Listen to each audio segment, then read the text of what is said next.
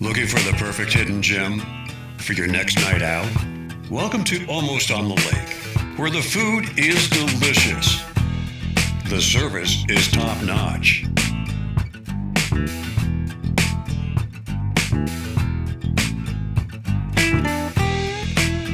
And the atmosphere feels like home. Family-owned and locally loved. Come see why everyone is talking about Almost on the Lake.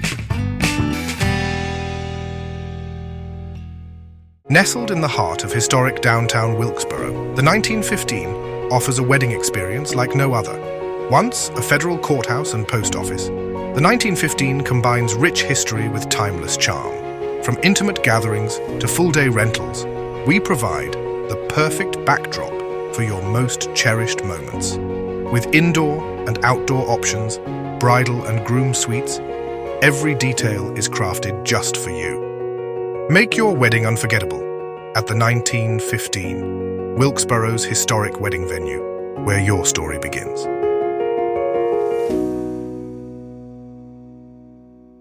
Everybody knows Roselli's on 10th for the best authentic pizzas and pasta dishes in the region. But the real magic happens when you ask for the off-menu specials. That's when John steps out from behind the line, flashes that grin and says, "What are you in the mood for tonight? Fresh seafood over linguine? A steak cooked exactly how Granny Roselli would? Maybe the legendary veal chop parmesan nobody else dares to make? Tell John what you're craving. He'll create something incredible just for you." Roselli's on 10th, 211 10th Street in North Wilkesboro. Come in, call, or order online at rosellisOn10thnc.com. Roselli's on 10th, where dinner becomes personal.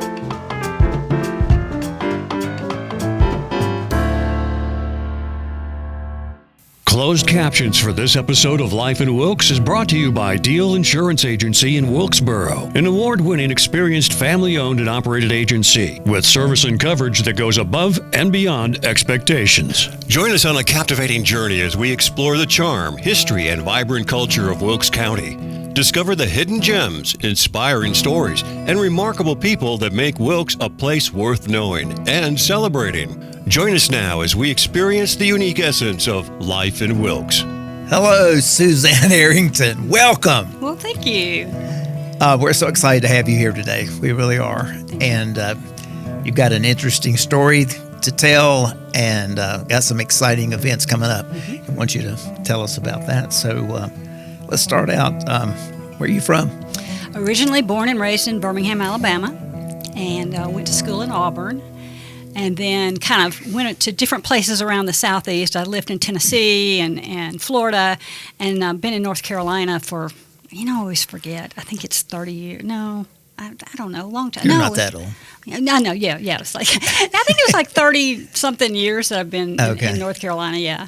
So you're a North Carolinian. I am. We require 25 years. Oh, okay. So well, and I've actually been in North Carolina longer than I was in Alabama, so I guess, it's come full circle now. Okay. So well, good. Yeah. And obviously you like it here. I do. Okay. Yeah, I lived in Raleigh for a long, long time, and that's where I raised my kids. But I knew that that's not where I wanted to retire. I'd gotten so busy. The thing about when you are on everybody's best place to live list, right, people just keep coming and coming and coming. So you have more and more traffic and more people, and it's noisier. And I wanted something simpler. So that's how, there's a long story that goes leading up to that, but that's how I ended up in a quieter place, a smaller, quieter place. Okay. Well, we're going to talk about the show that's coming up at Benton Hall in February, Valentine's weekend. And we're going to talk about the fact that you wrote the play. I did. So before we get into that, could we talk a little bit about how you got interested in theater? Well, I grew up as a dancer, not a professional dancer, but dancing from the time I was 4 till a long time. And so I've been on stage for a long time. So it really wasn't, wasn't thinking acting at the time. But then when I got out of college, I acted in some productions for a large church in Birmingham, and that kind of whet my appetite a little bit. They were musicals, and so I enjoyed that. And so then ended up doing some community theater along the way, in different places, and then ended up in Raleigh.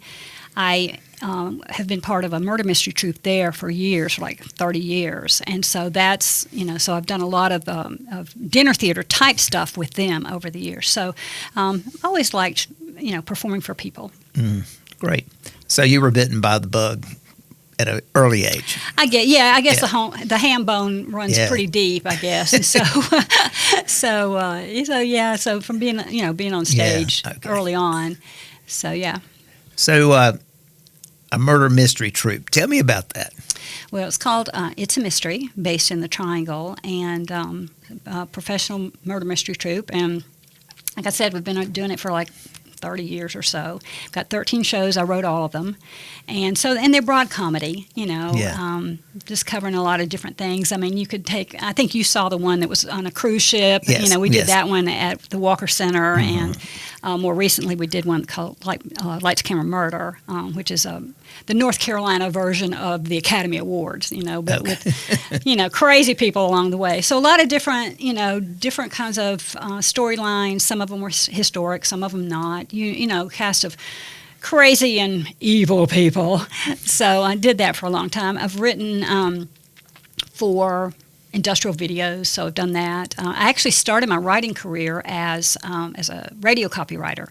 So after I got out of college, a friend said, "Oh, well, WDJC, this is in Birmingham, Alabama, they're looking for a copywriter." And I said, "What's a copywriter?" And she said, "They write copy." And I said, "What's copy?"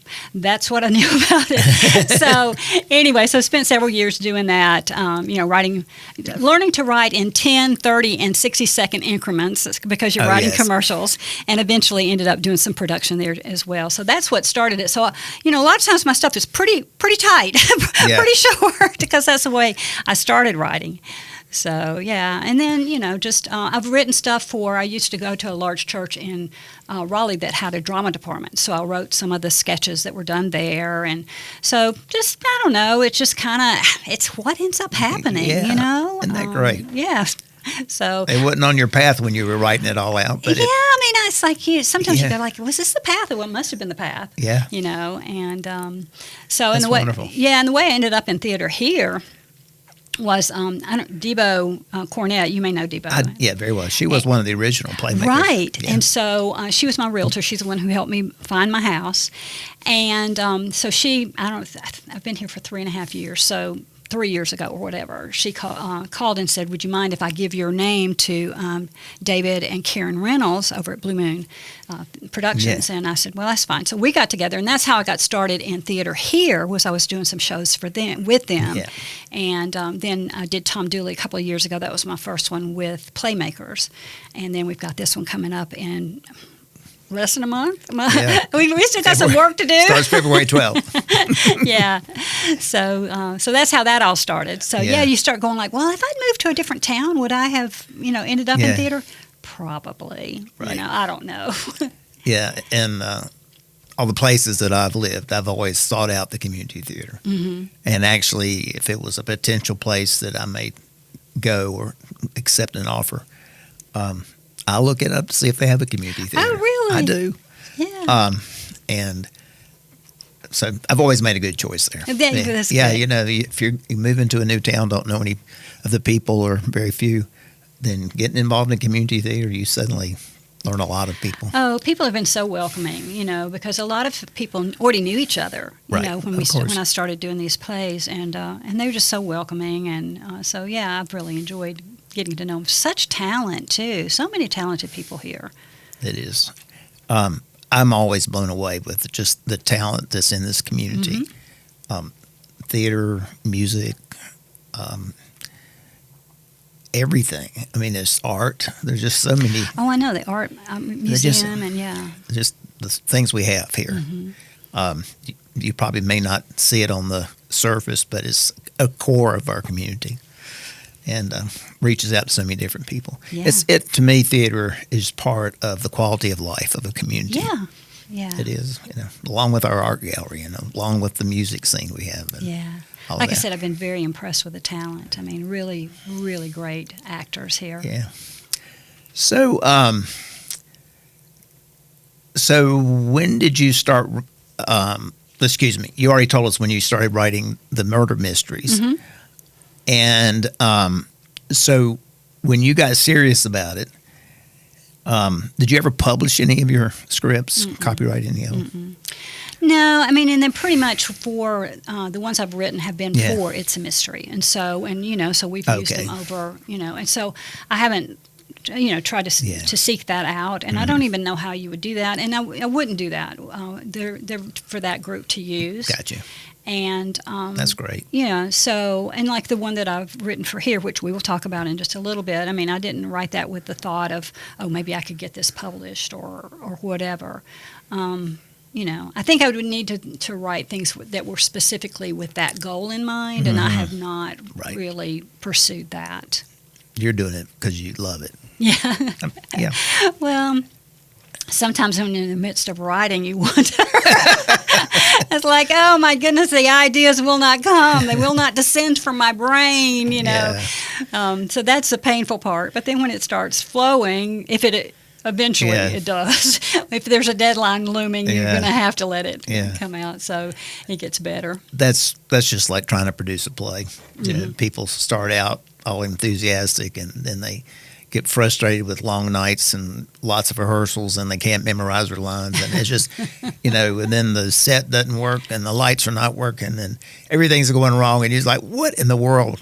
And then it all comes together. It's and character building, Yeah. literally and, Yes. and intrinsically character building. And then you produce this wonderful show, and so I'm sure writing a play is the same scenario. A lot of things to think about. Thinking about who you've got available to write for, and then your audience, and just a lot of different things. Because in a lot of ways, it really is about the audience. You want the audience to take away a really great experience, to be really entertained, to be, to be taken away from life for an hour and a half or 2 hours or whatever it is, because life is hard. Yeah. And so if we can make them laugh, then that's pretty sweet. It is. So hopefully, And laughter is the best medicine. hopefully in a month people can come and they're going to laugh. We're laughing, as we're doing rehearsals, we're laughing, and so that's a good sign when the actors are laughing and they're not going, "Oh brother, I can't believe this."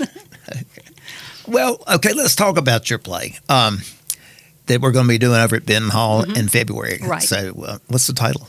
It's Going, Going, Gone, and it's an auction.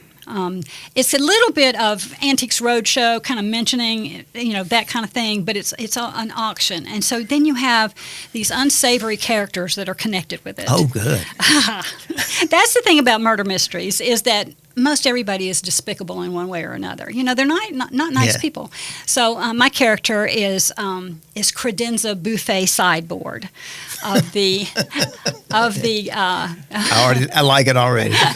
buffet sideboard furniture dynasty, and so she's the one who is putting on this auction, and so she's a while back she lost her husband Armoire, and so she wishes he could be here, but toward the end she's kind of glad he's not there. So you'll meet a hoity-toity interior designer, Decora Holmes. And you're going to meet a couple of pickers who, they pick to sell, but they also pick for themselves, and so Right. they're kind of a little bit shady there. And you've got a mountain man who's coming in, Hezekiah Harper, and he has a real beef with Fancy Cottonwood, who has bought his family land, and he's upset about that. But hey, he let it happen. So, I can't wait to see this. and then Tessa Holmes is Decora's sister. She's been off on an adventure collecting valuables. I mean, she's an archaeologist, so she's come back. But why has she come back? Is that all of them? Oh, and then there is a nosy little media darling, an influencer who happens on the scene, and she's kind of sticking her nose where people don't think it should be. Oh, okay. All right. Oh, that's a lot of intrigue. So then that's the thing. It's like, so people think they're coming for an auction. Now, do we actually ever get around to the auction? I won't spoil that, but but you do get to know these people and kind of their motivations and what they're into and trying to get into and get out of and all that. So they're pretty fun. So it's a mystery. We'll decide who gets. We'll find out who gets murdered, then we'll all figure out. Yes. Who it was. Yes. Okay. So, and the cast is really great. I don't know if you want to know who's in the cast or not, but yeah, please. But, I brought this so I could remember who everybody is. There's me, of course. I'm in it, and Claire Holmes is Decorah Holmes. Claire Rhodes is Decorah Holmes. Amber Call is Teresa Holmes. They're sisters, and then Chris Skinner is Dacron Dumas. He's one of the pickers. And Travis Collins is Clovis Canfield. He's a picker as well. And they're also my nephews.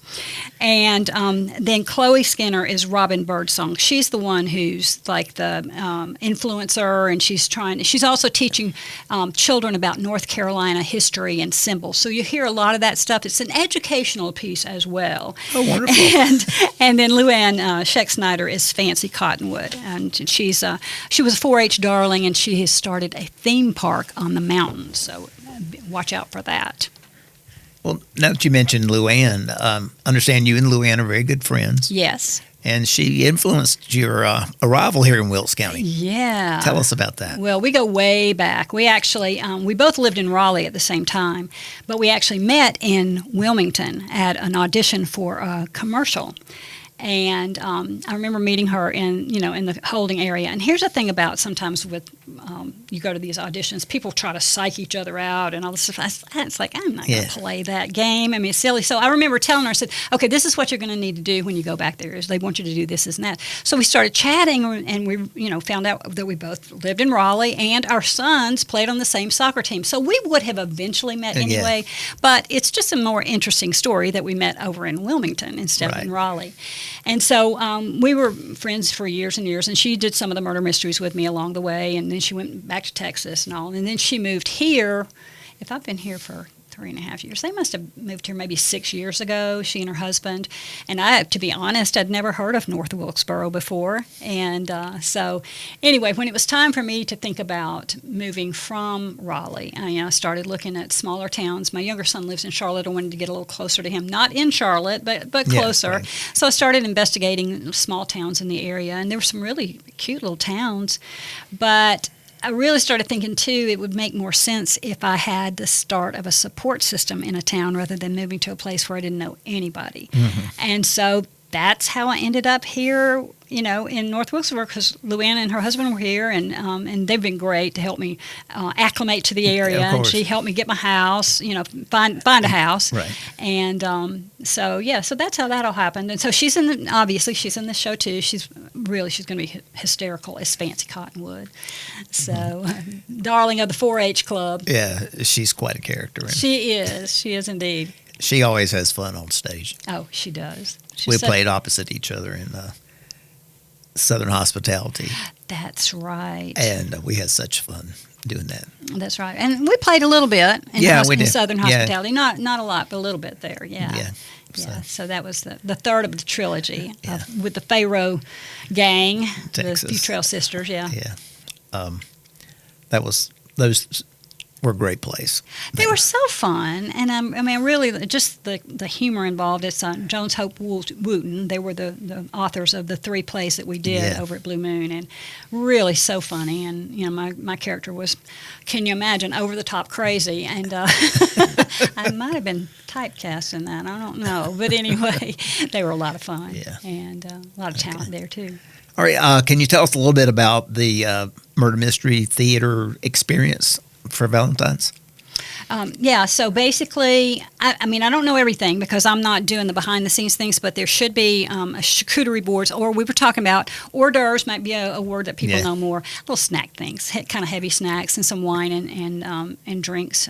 So we'll break it the evening up. We'll have the first act. We'll go out, and you can have a little snack, and then you come back.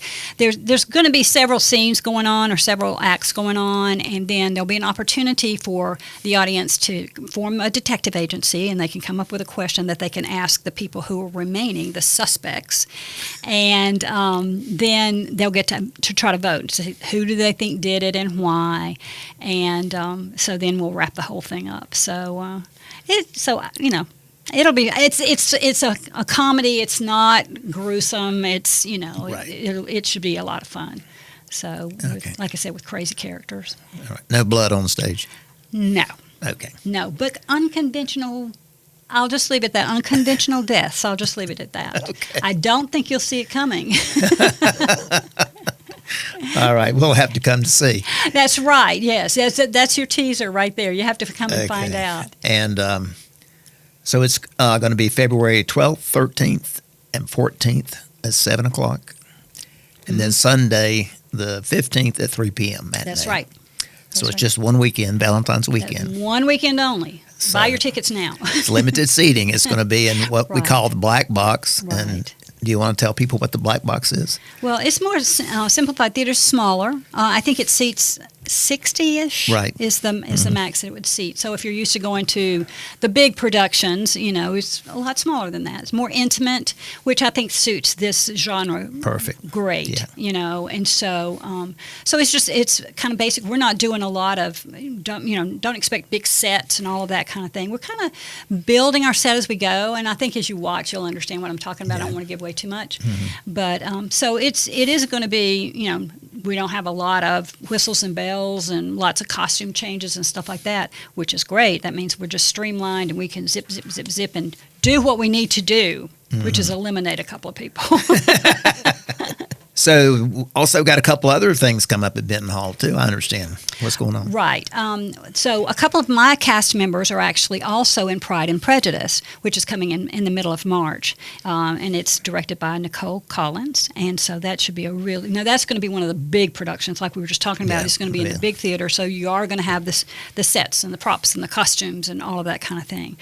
So that's coming up. Now, some of the things I don't know, I think there's you probably know more about this, bingo nights and things like that I don't know. I get emails and then I don't remember. Yeah, bingo's coming up next Friday night, and it's which is the 23rd, whatever that date is. I'm sorry, I don't have it in front of me. But anyway, that's going to be 80s bingo.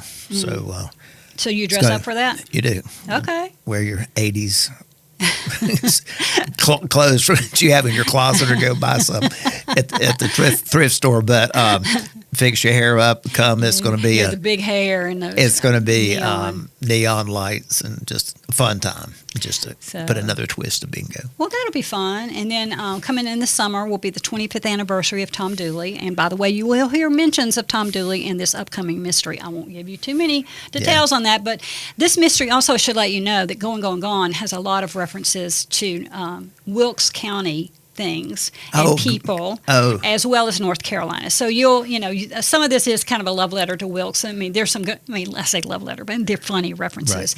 Right. But specifically for our area, so that you'll hear a little bit about Tom Dooley and some other things that, maybe Daniel Boone a little bit. You might hear that too. Okay.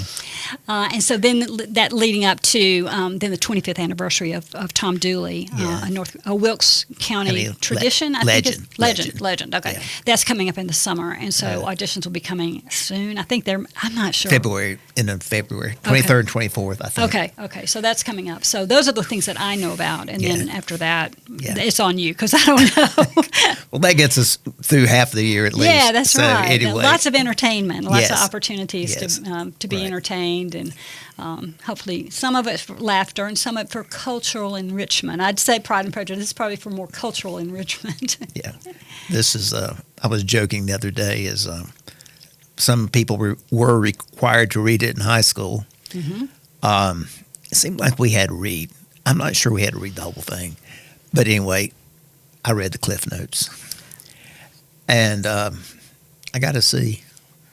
But it's a long book. But, for people who, it's a great story. But the people who never read it or saw it, this would be a good way. See, I have a similar story in that I think I did 2 or 3 book reports in high school on Pride and Prejudice from the Cliff Notes. I didn't read it. But I made it right. as an adult, I read Pride and Prejudice, and I said, I'm going to make it right. And unfortunately, I read one of those editions where it's got all the footnotes. It was very distracting, but I got through it. It did feel like an assignment. I'm not saying anything wrong about it. I just think probably the copy that I read was maybe I just needed to read it without having to go to the notes and go, oh, this means this and this means this. Because if there's a little note on it, you're going to want to know what it means. So, yeah. But I made it right, too. So it sounds like we had a similar experience in high school. But it's a great story, and it's a wonderful play. Yeah, it'll be good. It's really going to be fun. It's going to be good. We're excited about that. Yeah. Well, we thank you so much for coming today. Sure. We're excited to see your show come up. I'm excited to hear more about you, and I always wondered how you became a playwright. I kind of just, happened upon it. I can backtrack a little bit on that one, in that the woman who owns the murder mystery troupe in the Triangle is one of my best friends, and we were going to do camera auditions and stuff like that, and she needed somebody to write mysteries, and she knew that I'd written commercials and stuff like that, and so she said, are you willing to try? And I said, I don't even read mysteries. Yeah. So that's how that started. So it was just kind of an experiment, and I've learned a lot along the way.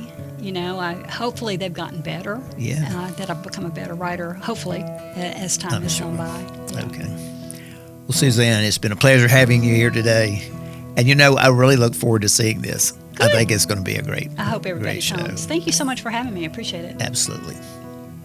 Thank you for spending time with us on Life in Wilkes.